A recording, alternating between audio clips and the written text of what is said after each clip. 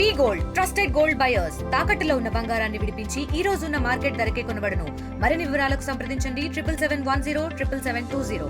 ఈ రోజు జగన్మోహన్ రెడ్డి 2.1 అని చెప్తాడు. అంటే రెండో ప్రభుత్వం మళ్ళీ వచ్చిన తర్వాత 30 ఏళ్ళు నేనే ఉంటానని చెప్తాడు. గతంలో ఆల్రెడీ జగన్మోహన్ రెడ్డికి ఎంతో బ్రహ్మాండంగా ఈ రాష్ట్రాన్ని పరిపాలన చేస్తారని ప్రజలు పట్టం కట్టాడు. కానీ జగన్మోహన్ రెడ్డి వచ్చిన తర్వాత ప్రజలు కానీ వ్యవస్థలు కానీ సర్వనాశనం చేశాడు. కనుక ఈరోజు మొత్తం వ్యవస్థ గుర్తించింది, ఆయన పంపించింది. ఈరోజు ఏమీ రాకుండా ఏమి చేయకుండా ప్రజల్లోనే ఈరోజు చెప్పడం అనేది చాలా మేము ఖండిస్తా ఉన్నాం. ఇప్పటికైనా ఆయన గుర్తిరగల ప్రజలంటే ఏంటి, వ్యవస్థలు అంటే ఏంటి, వ్యవస్థలు నిలబడితే తప్ప ఈ సమాజం నిలబడదు, సమాజం నిలబడితే తప్ప అందరికీ రాదు. ఎందుకంటే ఈరోజు చాలా రంగాల్ని నాశనం చేశాడు. ఏదైతే బిల్డింగ్ రంగాన్ని నాశనం చేశాడు, బీసీలు నాశనం చేశాడు, అదేవిధంగా రోడ్లు అవస్థవేశం చేశాడు.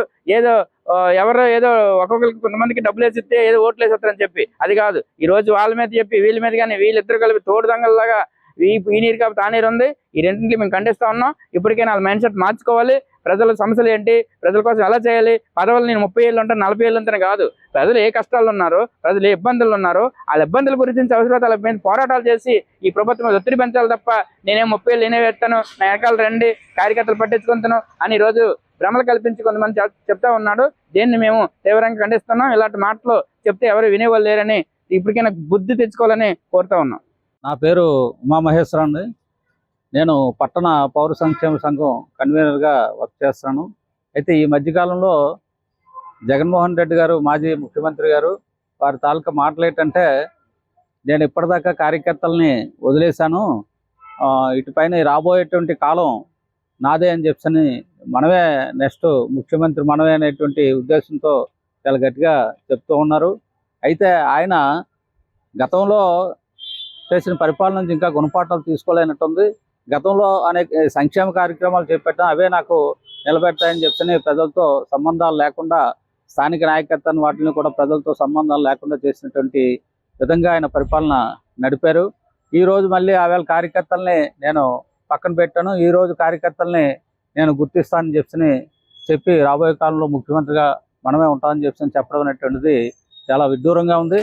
ప్రజా సమస్యలు పట్టించుకోకుండా ఒక ప్రతిపక్ష నాయకుడిగా ప్రజల సమస్యల మీద స్పందించి ప్రస్తుత ప్రభుత్వం చేస్తున్నటువంటి ప్రజా వ్యతిరేక విధానాలు ఏవైతే ఉన్నాయో ఆ సమస్యల మీద పనిచేయకుండా నేను రాబోయే కాలంలో నేనే ముఖ్యమంత్రిని, వాళ్ళ వ్యతిరేకత ఆటోమేటిక్గా నాకే వస్తుంది అనేటువంటి భ్రమల్లో ఉంటూ ఆయన ప్రజా సమస్యల మీద పట్టించుకోకుండా ఉన్నారు.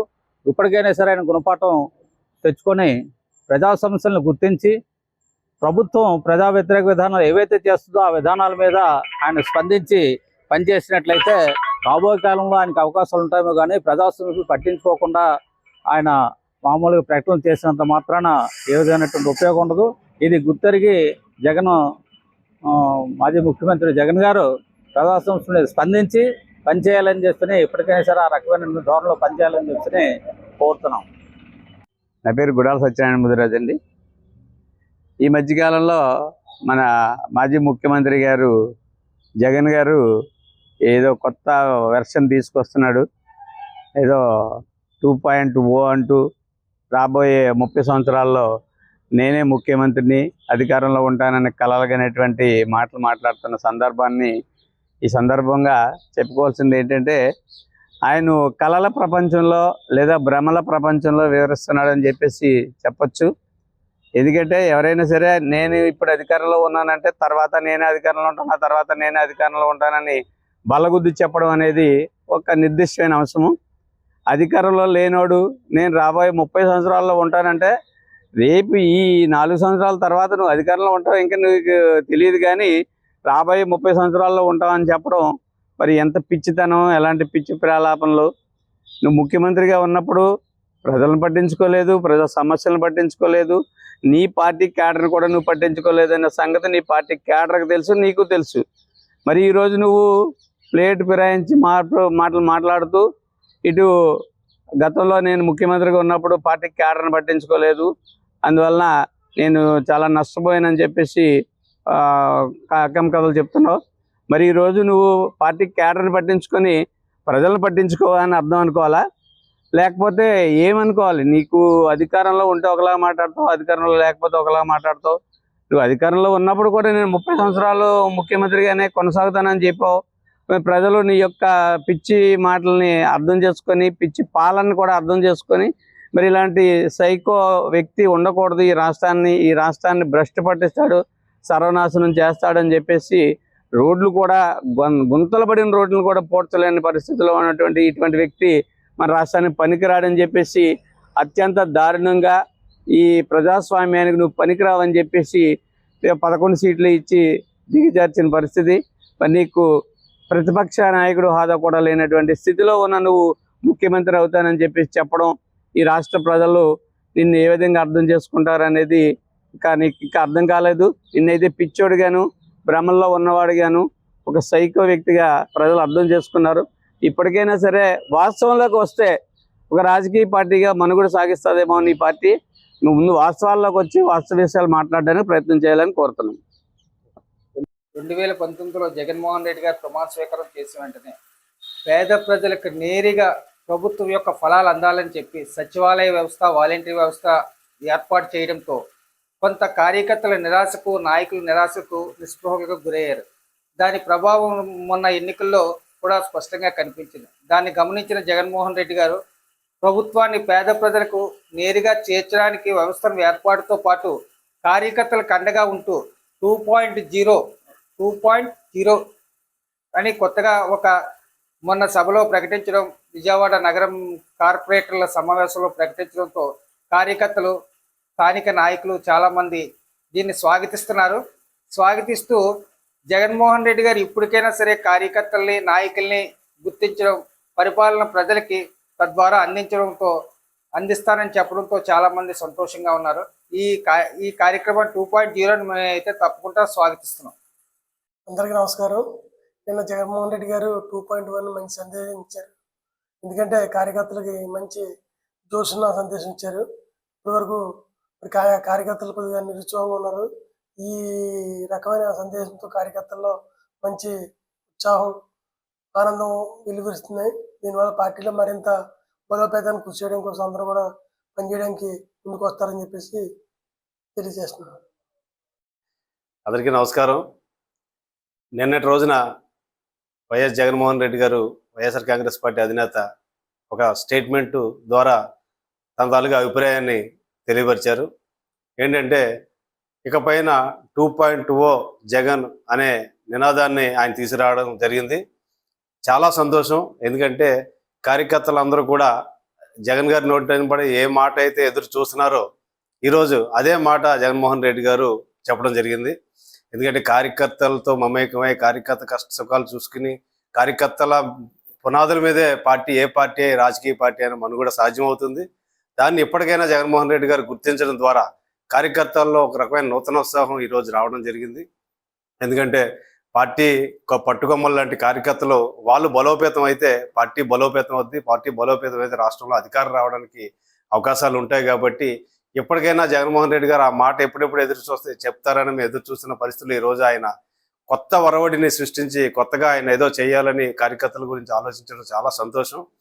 అయితే జగన్మోహన్ రెడ్డి గారు గతంలో చేసిన పొరపాట్లు అనేవి ఆయన నోటంతట ఆయనే ఒప్పుకున్నట్టే దీనికి ఉదాహరణ. ఎందుకంటే ఇకపై నేను ఏదైతే మాట ఇచ్చానో ప్రజలకి ఆ మాట నిలబెట్టుకోవడం వరకే నేను ఆలోచించాను తప్ప కార్యకర్తల గురించి నేను ఆలోచించలేకపోయానని ఆయన నోటంతా ఆయన చెప్పారు. కాబట్టి ఆయన మాట అంటే ఆయన ఎప్పుడు కూడా ప్రజల గురించి, ప్రజల మంచి చెడ్ల గురించి ఆయన ఏదైతే హామీలు ఇచ్చాడో హామీలు నిలబెట్టుకోవడం గురించి ఆలోచించారు తప్ప కార్యకర్తల గురించి ఆలోచించలేదని ఆయనే ఒప్పుకున్నాడు. కాబట్టి ఈ నిర్ణయం ద్వారా మన వైఎస్ఆర్ కాంగ్రెస్ పార్టీ మా కార్యకర్తలందరికీ కూడా నూతన ఉత్సాహాన్ని నింపారు. భవిష్యత్తులో మేము మరింత ఉత్సాహంతో మేము అందరూ కూడా పనిచేయడానికి, పార్టీ కష్టపడి పనిచేయడానికి అవకాశాలు ఉంటాయని ఈ సందర్భంగా నేను తెలియజేసుకున్నాను. వైఎస్ఆర్సీపీ అధినేత జగన్మోహన్ రెడ్డి 30 సంవత్సరాలు నేనే సీఎం అని కలలుగంటున్నాడు. ఈ ఆంధ్ర రాష్ట్రాన్ని ఒక్క ఛాన్స్ అనే ముసుగులో 10 లక్షల కోట్ల అప్పులు చేసి ఆంధ్రప్రదేశ్ని అట్టడుగు స్థానంలో నిలబెట్టినటువంటి ఘనత సాధించినటువంటి జగన్మోహన్ రెడ్డి కార్యకర్తలందరూ కూడా తప్పులు చేసి జైలు పాలైతే నువ్వు లండన్లో వ్యవహారాలు చేసుకొని ఈరోజు వచ్చి కార్యకర్తలకు ఏదో వదలగొడతాను, ఇది చేస్తాను అంటున్నావు. నేను నాయకుల ముందు కాపాడుకో జగన్మోహన్ రెడ్డి. ఆ 11 మంది ఎమ్మెల్యేలు కూడా నీ అంటుంటారో లేదో చూసుకోవాల్సిన అవసరం అయితే నీకు ఉంది. ఈ రాష్ట్రంలో ఉన్నటువంటి ప్రజలందరినీ కూడా, అన్ని సామాజిక వర్గాలను కూడా నట్టేటి ముంచేసి ఈ రాష్ట్రాన్ని కొంగలో తొక్కినటువంటి జగన్మోహన్ రెడ్డి, మరి కార్యకర్తల గాలిలో వదిలేసి విహారయాత్రలు చేస్తున్నటువంటి జగన్మోహన్ రెడ్డి, ఒక్కసారి నువ్వు ఆలోచించుకో. నీ పార్టీ పంగనామాలు ఎందుకు ప్రవేశపెట్టాలో ఒకసారి ఆలోచించుకోవాలి. 151 సీట్లు ఇచ్చినటువంటి తెలుగు ప్రజల్ని వంచి మోసం చేస్తే పంగనామాలు 11 చేశారు. మేము 11 చేసిన తర్వాత కూడా అసెంబ్లీలో అడుగు పెట్టలేనటువంటి జగన్మోహన్ రెడ్డి, నీకు దమ్ము ధైర్యం ఉంటే అసెంబ్లీలో అడుగుపెట్టి ప్రజాపక్షాల పోరాడు. ఎందుకంటే నారా చంద్రబాబు నాయుడు మరి 23 ఉండేటప్పుడు కూడా ఒక చంద్రబాబు నాయుడు అడుగు పెట్టకపోయినా అసెంబ్లీలో అందరూ కూడా 5 సంవత్సరాలు కూడా పోరాటాలు చేయడం జరిగింది.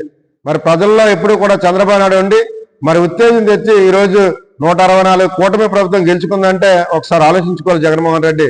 నువ్వు చేసిన తప్పులు, నువ్వు చేసినవన్నీ కూడా ప్రజలు గమనించి చిత్తుగా ఓడిస్తే ఇంకా నువ్వు ఏదో 30 సంవత్సరాలు సీఎం అయిపోయిన కలలుగంటున్నావు జగన్మోహన్ రెడ్డి.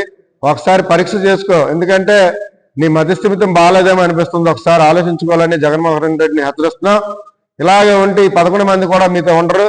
మరి ఏటు అనుకున్నటువంటి నీ ఆత్మ అనుకున్నటువంటి విజయసాయి రెడ్డి మరి రాజీనామా చేశాడు. అలాగే మోపిదేవి వెంకటరమణ గారు రాజీనామా చేశారు. మీకు ఎవరైతే నమ్ముకున్నారో 4 రాజ్యసభ్యులు కూడా రాజీనామా చేస్తే నోరెత్తలేటువంటి జగన్మోహన్ రెడ్డి ఏవో ఇప్పుడు మాట్లాడుతున్నావు. ఈ రోజు నువ్వు చూస్తున్నట్టు మాటలు చూస్తుంటే అవాకులు చవాకులు పేలినట్టు ఉంది. 2-0 అంటున్నావు. 2-0 అంటే ఏంటంటే దాన్ని గ్రాఫిక్స్ సినిమా అంటారు. ఆ గ్రాఫిక్స్ లో జనాలు చూపించదాం అనుకుంటున్నావు, కానీ నీ మాయ మాటలు ఇంకా నమ్మే పరిస్థితిలో ప్రజలు ఎవరు లేరు. నిజంగా చంద్రబాబు నాయుడు గారిని రాబోయే రోజుల్లో తప్పు చేస్తుంటే చంద్రబాబు నాయుడిని కూడా ప్రజలు వ్యతిరేకిస్తారు తప్ప నువ్వేదో మాట్లాడితే ప్రజలు వ్యతిరేకించే స్థితిలో లేరు. మా ప్రభుత్వం, కూటమి ప్రభుత్వం కంపల్సరీ మాకు అభివృద్ధితో పాటు సంక్షేమ ఫలాలు కూడా ప్రజలకు అందించే విధంగా ఈరోజు ప్రభుత్వ ప్రణాళికలు చేస్తుంది. ఎందుకంటే మాకు సెంట్రల్లో ఉన్నటువంటి బీజేపీ కానివ్వండి, కూటమి ప్రభుత్వంలో ఉన్నటువంటి జనసేన కానివ్వండి, ముగ్గురు కూడా ఒక త్రిమూర్తుల వలె ఈ రాష్ట్రాన్ని పాలించాలనే ఆలోచనతో ఈరోజు అమరావతి కానీ, పోలవరం కానీ, అభివృద్ధి కానీ, గంతులు పడిపోయిన రోడ్లు కానీ ఈరోజు బాగు చేస్తున్నారంటే ఒకసారి ఆలోచించుకో జగన్మోహన్ రెడ్డి. చంద్రబాబు నాయుడు ఈ రాష్ట్రానికి ఒక ఆదర్శమైన ముఖ్యమంత్రి. 14 సంవత్సరాలు ముఖ్యమంత్రి అనుభవం ఉండి ప్రతిపక్షంలో ఉండి ఈరోజు మళ్ళీ పాలక పక్షంలోకి వచ్చి రాష్ట్ర ముఖ్యమంత్రిగా ఉన్నటువంటి అనుభవజ్ఞుడైనటువంటి చంద్రబాబు నాయుడు ఉంటుండగా ఈ రాష్ట్ర ప్రజలకు ఇంకేం కావాలనేది మేము చంద్రబాబు నాయుడు గారికి ఇంకా ఆయురారోగ్యాలు ఇచ్చి అతను ఇంకా కూడా ఈ రాష్ట్రాన్ని భవిష్యత్తులో స్వర్ణాంధ్ర రాష్ట్రంగా తీర్చిదిద్దాలని, ప్రపంచంలోనే దేశంలోనే నెంబర్ 1 రాష్ట్రంగా తీర్చిదిద్దాలని ఆకాంక్షిస్తున్నాం. రాబోయే రోజుల్లో అవన్నీ కూడా జరిగితే ప్రజలకు ఏం కావాలో అవన్నీ కూడా సమకూర్చే విధంగా మరి టీడీపీ, జనసేన, బీజేపీ కూటమి మరి ఇప్పుడు చూస్తుంటే పరిపాలన దక్షతగా ఉన్నటువంటి నారా చంద్రబాబు నాయుడు కానీ, పవన్ కళ్యాణ్ గారు కానీ, మోడీ గారు కానీ ముగ్గురు కూడా ఈ రాష్ట్రాన్ని పరుగులు పెట్టించే విధంగా ఉన్నారు. కాబట్టి నీకు 30 వేలు కాదు కదా, ఇంకా మళ్ళీ ప్రతిపక్ష వాద కూడా నీకు దక్కదన్నది హెచ్చరిస్తూ సెలవు తీసుకున్నాం. జై హింద్, జై తెలుగుదేశం, జై కూటమి. అందరికీ నమస్తే అండి. నా పేరు సౌదత్ బోడపాటి, జనసేన పార్టీ రాష్ట్ర కార్యదర్శి మరియు ఆంధ్ర రాష్ట్ర సివిల్ సప్లైస్ కార్పొరేషన్ డైరెక్టర్. ఈరోజు ముఖ్యంగా జగన్మోహన్ రెడ్డి గారు చేసిన వ్యాఖ్యల మీద నా స్పందన ఒకటి వినిపించాలనుకుంటున్నాను. ప్రత్యేకంగా ఈ అవకాశం కల్పించిన RTV వారికి ప్రత్యేకమైన ధన్యవాదాలు తెలియజేస్తున్నాను. అయ్యా జగన్మోహన్ రెడ్డి గారు, మీరు మాట్లాడింది మొత్తం విన్నాను. మీరేమనుకుంటున్నారో నాకు తెలియదు. జగన్ 2.0 అంటే రాబో ఎన్నికల్లో జగన్ గెలవబోయేది 2 సీట్లు, లేకపోతే 0నా, లేకపోతే ఈ మధ్య కేఏ పాల్ని కూర్చోబెట్టి మీరు మీ ఛానల్లో మాట్లాడించుకుంటున్నారు కదా, అలాంటి వర్షన్ ఏమన్నా చూపించబోతున్నారా? మీరు కమిడియన్గా మారబోతున్నారా? ఏం మాట్లాడుతున్నారండి? అసలు విచక్షణ ఉందా మీకు? రానున్న 30 సంవత్సరాలు పవన్ కళ్యాణ్ గారు కొట్టిన దెబ్బకి నువ్వు పాతాళానికి పోయి పైకి రావాలంటే 30 సంవత్సరాలు టైం పడుతుంది. కనుక ఇది తెలుసుకున్న వైసీపీ క్యాడర్ అంతా కూడా నిన్ను వదిలేసి బయటికి పోతున్నారు. కనుక వాళ్ళని కాపాడుకోవడం కోసం ఏదో మాట్లాడాలని బయటకు వచ్చి మాట్లాడావు. పోనీ మాట్లాడింది నిజంగా నువ్వు కార్యకర్తల కోసం పనిచేసే నాయకుడు అయితే కార్యకర్తల సమావేశమే పెట్టి చెప్పాలి కదా. మళ్ళీ నాయకులతోనే కూర్చొని మాట్లాడి ఆ వీడియోని బయటికి పెట్టి నిజంగా కార్యకర్తల కోసం పనిచేస్తానని చెప్తావు. ఈ మాట నువ్వు ఎక్కడ చెప్పాలి? కార్యకర్తలను తీసుకొచ్చి చెప్పుకోవాలి. అది కూడా చేతకాని నువ్వు రానున్న 30 సంవత్సరాలు గెలవబోతుందని చెప్పి హాస్యాస్పదమైన వ్యాఖ్యలు చేయడం అనేది చాలా తప్పు. ఖచ్చితంగా ప్రతి ఒక్కరికి తెలుసు జగన్ 2.0 అంటే రాబో నెక్స్ట్ ఎన్నికల్లో మరో 4.5 సంవత్సరాల తర్వాత వచ్చే ఎన్నికల్లో జగన్ గెలవబోయేది 2 సీట్లు లేక 0కే పరిమితం అవబోతున్నాడు అన్నది ముందుగానే తెలియపరిచిన జగన్ నిజంగా నిన్ను మార్చుకో, ఇక చాలు, చెప్పిన అబద్ధాలు చాలు, ఈ సొల్లు కబుర్లు అనడానికి రాష్ట్ర ప్రజలు సిద్ధంగా లేరు. నువ్వు ప్రజల్లోకి వెళ్తే ఖచ్చితంగా ప్రజలు నిన్ను ప్రశ్నిస్తారు. నువ్వు ఆంధ్ర రాష్ట్రానికి చేసిన మోసం ఖచ్చితంగా ఈరోజు ఆంధ్ర రాష్ట్రం దీన పరిస్థితుల్లో ఉంది. ఆంధ్ర రాష్ట్రానికి రాజధాని కూడా లేకుండా ఉంది. కనుక నువ్వు ఆలోచించుకొని ప్రజల్లోకి వెళ్ళకుండా ఇంట్లో ఉండడానికి సిద్ధపడు. Thank you. మరిన్ని వీడియోస్ కోసం ఛానల్ ని సబ్స్క్రైబ్ చేయండి. లేటెస్ట్ అప్డేట్స్ కోసం వాట్సాప్ ఛానల్ ని ఫాలో అవ్వండి. ఆ లింక్ డిస్క్రిప్షన్ లో ఉంది.